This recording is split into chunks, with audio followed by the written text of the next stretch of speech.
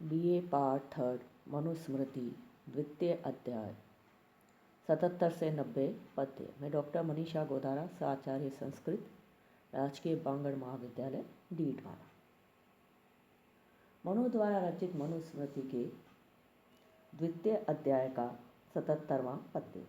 त्रिभ्य एव तु वेदेभ्य पादम पादम अदुदुहत इत्युच्यो अस्या सावित्र्या परमेष्टि प्रजापति एतत् अक्षरम एताम च जपन व्यावृत्ति पूर्विकाम संदेयो वेद विद विप्रो वेद पुण्येन युज्यते। परमेष्टि ब्रह्मा ने तीनों वेदों से क्रमशः सावित्री के एक एक पाद करके 3 पाद को निकाला। ओंकार पूर्वक 3 पादों वाली व्याहृति पूर्वक सावित्री का जप दोनों संध्या काल में करने वाला वेदज्ञ ब्राह्मण संपूर्ण वेद पाठ किए हुए पुण्य से युक्त होता है। परमेष्टि ब्रह्मा ने तीनों वेदों से क्रमशः सावित्री के एक एक पाद करके 3 पाद को निकाला। ओंकार पूर्वक 3 पादों वाली व्याहृति पूर्वक सावित्री का जप दोनों संध्या काल में करने वाला वेदज्ञ ब्राह्मण संपूर्ण वेद पाठ किए हुए पुण्य से युक्त होता है। सहस्त्रकृतवत्तु अभ्यस्य बहिरेतात्रिकं द्विज महतोऽप्येनसो मासात्वचेवाहि विमुच्यते यतर्चा विसंयुक्ते काले च क्रियता स्वया ब्रह्म क्षत्रिय विटयो निर्हनाम याति साधुषु। द्विज, इन तीनों प्रणव, व्याहृति और सावित्री को बाहर एकांत में एकाग्र चित्त से 1 मास पर्यंत नित्य 1000 जाप करे तो बड़े भारी पाप से मुक्त हो जाता है, जैसे सांप केंचुली से मुक्त होता है। संध्या से भिन्न समय पर इस सावित्री के जाप को और हवन आदि करने वाला द्विज ब्राह्मण, क्षत्रिय और वैष्णवों की साधु मंडली सज्जनों में निंदित होता है। द्विज, इन तीनों अर्थात प्रणव, व्याहृति और सावित्री, इनको बाहर एकांत में एकाग्र चित्त से 1 मास पर्यंत नित्य 1000 जप करे तो बड़े भारी पाप से मुक्त हो जाता है, जैसे सांप केंचुली से मुक्त होता है। संध्या से भिन्न समय में इस सावित्री के जप को और हवन आदि को करने वाला द्विज ब्राह्मण, क्षत्रिय और वैष्णवों की साधु मंडली अर्थात सज्जनों में निंदित होता है।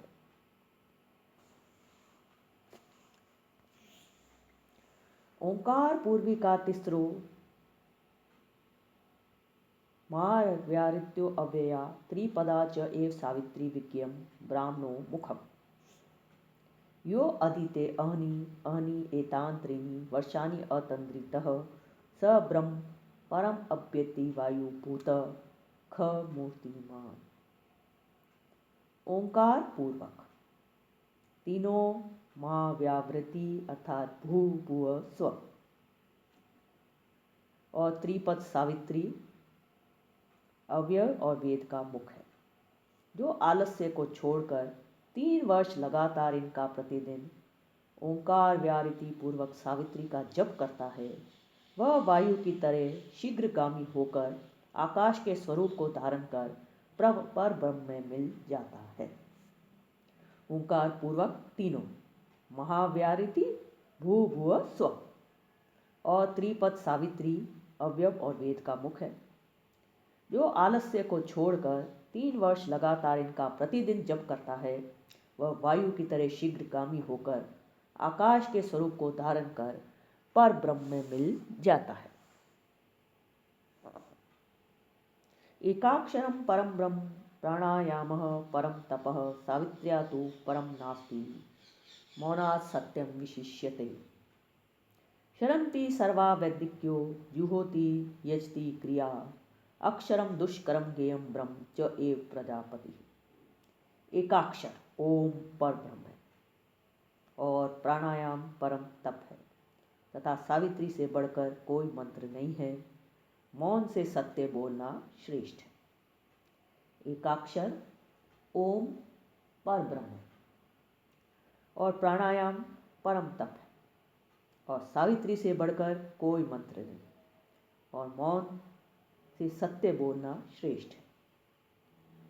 शरन्ति सर्वा वैदिक्यो जुहोत्री यजति क्रिया अक्षरम दुष्करम गेयम ब्रह्म च एव प्रजापति। वेद विहित सभी हवन यज्ञ आदि कर्मों के फल नष्ट हो जाते हैं, किंतु प्रजापति ब्रह्म स्वरूप ओंकार का कभी नाश नहीं होता। किंतु ब्रह्म स्वरूप ओंकार का कभी नाश नहीं होता। वेद विहित सभी हवन यज्ञ आदि कर्मों के फल नष्ट हो जाते हैं, किंतु प्रजापति ब्रह्म स्वरूप ओंकार का कभी नाश नहीं होता। 85वां पद। विधि यज्ञ जप यज्ञो विशिष्टो दशभिर्गुणः उपांशु स्वाशद्गुण शास्त्रो मांस स्मृतः ये पाक यज्ञा चत्वारो विधि यज्ञ समन्विता सर्वे ते जप यज्ञस्य कलां नाहरन्ति षोडशम्। विधि यज्ञ 10 पौर्णमास यज्ञ से जप यज्ञ प्रणव आदि जप 10 गुना अधिक फल देने वाला होता है, और उपांशु जप होठ और जीभ चलते हों किंतु सुनाई न पड़े 100 गुना, और उपांशु से मानस जप 1000 गुना बड़ा होता है। जो 4 पाक यज्ञ पितृकर्म हवन बलि वैश्य देव विधि यज्ञ के बराबर हैं, वे भी जप यज्ञ के 16वें भाग के बराबर भी नहीं। विधि यज्ञ 10 पौर्णमास्य यज्ञ से जप यज्ञ 10 गुना अधिक फल देने वाला होता है, और उपांशु जप 100 गुना, और उपांशु से मानस जप 1000 गुना बड़ा होता है। जो 4 पाक यज्ञ पितृकर्म हवन बलि वैश्य देव विधि यज्ञ के बराबर हैं, वे सभी जप यज्ञ के 16वें भाग के बराबर भी नहीं हैं। जप्येन एव तु संसिद्धेत ब्राह्मणो न अत्र संशय कुर्यात् अन्यत्र वा कुर्यात् मैत्रो ब्राह्मण उच्यते। इंद्रियाणां विचरतां विशेषु अपहारिषु संयमे यत्नम आतिष्ठेत विद्वान यत्ने वाजिना। ब्राह्मण जप मात्र करने से ही सिद्ध होता है, इसमें संदेह नहीं। अन्य यज्ञ आदि को करे या न करे उतने ही से जप मात्र से ब्राह्मण मंत्र कहलाता है। ब्राह्मण जप मात्र करने से ही सिद्ध होता है, इसमें संदेह नहीं है। अन्य यज्ञ आदि को करें या न करें उतने ही से अर्थात जप मात्र से ब्राह्मण मंत्र कहलाता है। विद्वान की बुद्धि को हरने वाली अन्य विषयों में विचरती हुई इंद्रियों का शमन करने में प्रयत्नशील होना चाहिए। विद्वान की बुद्धि को हरण करने वाली अन्य विषयों में विचरती हुई इंद्रियों का शमन करने में प्रयत्नशील होना चाहिए, जैसे सारथी घोड़ों के रोकने में प्रयत्नशील होता है। विद्वान की बुद्धि को हरण करने वाली अन्य विषयों में विचरती हुई इंद्रियों का शमन करने में प्रयत्नशील होना चाहिए, जैसे सारथी घोड़ों के रोकने में प्रयत्नशील होता है। विद्वान को बुद्धि को हरण करने वाली अन्य विषयों में विचरती हुई इंद्रियों का शमन करने में प्रयत्नशील होना चाहिए, जैसे सारथी घोड़ों को रोकने में प्रयत्नशील होता है। 11 इंद्रियाणि आहूयानि पूर्वे मनीषिणः तानि सम्यक् प्रक्ष्यामि यथावत् अनुपूर्वश। श्रोत्रं त्वक् चक्षुषी जीवा नासिका च एव पंचमी पायु उपस्थं हस्तपादं वाक् च एव दशमी स्मृता। प्राचीन ऋषियों ने जिन 11 इंद्रियों को कहा है, क्रम से संपूर्ण उन इंद्रियों और उनके कर्मों को यथावत कहता हूँ। श्रोतम कान, त्वक त्वचा, चक्षुषी नेत्र, जीवा नासिका, ये 5, गुदा लिंग हाथ पैर और 10वीं वाणी। प्राचीन ऋषियों ने जिन 11 इंद्रियों को कहा है, क्रम से संपूर्ण उन इंद्रियों और उनके कर्मों को यथावत कहता हूँ। कान, त्वचा, नेत्र, जीवा, नाक, गुदा, लिंग, हाथ पैर और 10वीं वाणी। इनमें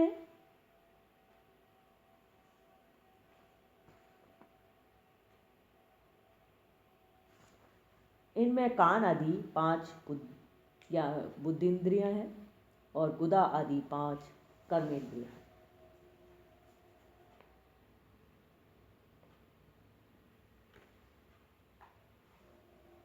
उभयात्मक ज्ञान और कर्म दोनों इंद्रियों में रहने वाला 11वां मन है, जिसको जीतने से सारी इंद्रियां वश में हो जाती हैं।